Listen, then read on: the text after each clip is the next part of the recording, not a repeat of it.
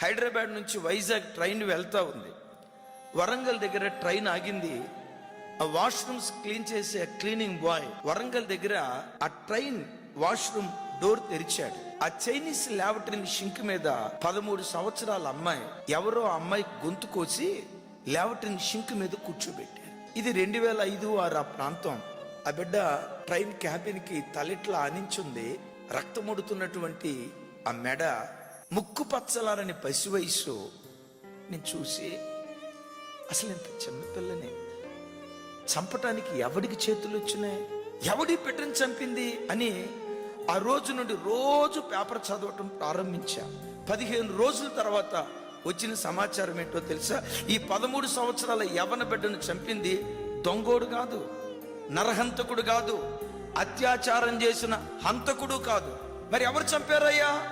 ఈ బిడ్డను కన్న తల్లి గొంతు కోసి చంపేసిందట.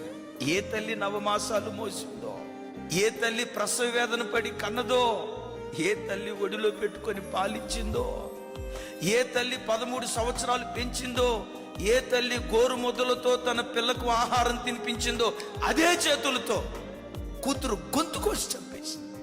నేను ఆ వార్త నమ్మాలనిపించలేదు. ఆ కిందకు వస్తే ఏమని రాశారో తెలుసా? ఆ తల్లి ఎవడితోనో అక్రమ సంబంధంలో పడ్డదట.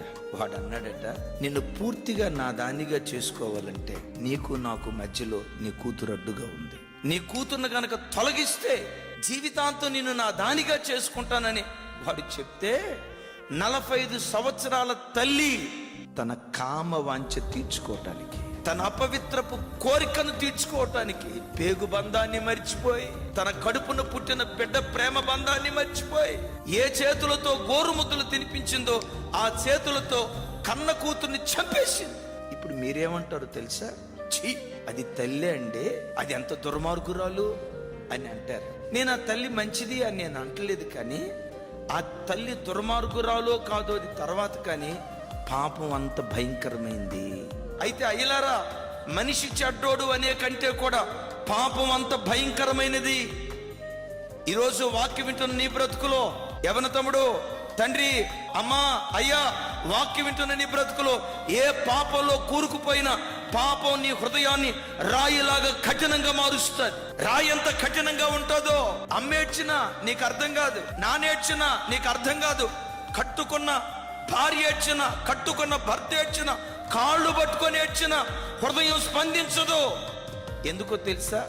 పాపం హృదయాన్ని కఠినం చేస్తుంది.